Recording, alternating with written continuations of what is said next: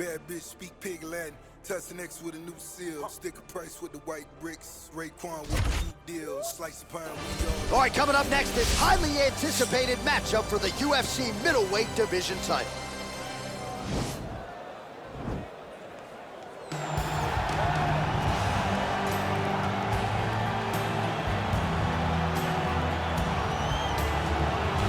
So here he is, the #1 middleweight contender, getting set for this 185-pound title fight.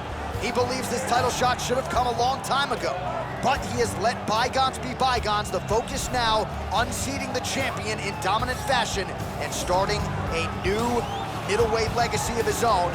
25 minutes or fewer away from becoming the new champion. We will see how he performs tonight.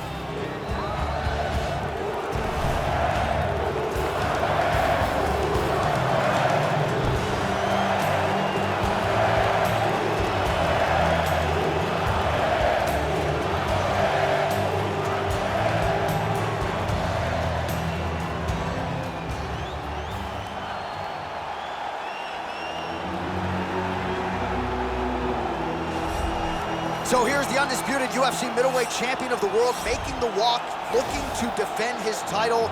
It is certainly something that he's been able to do in the past. He has been challenged on this title run. It's not as though he has run roughshod through this division, but they're all still chasing him at 185 pounds tonight. At least on paper, could be his most difficult. Ready.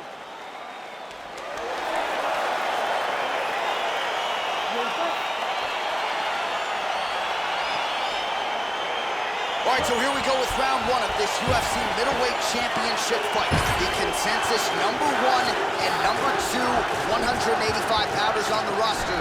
Oh! Diving punch lands. That one snapped the head back. The referee has seen enough. Winner by TKO. He mercifully stopped the fight. A great stoppage and a great performance by this young man.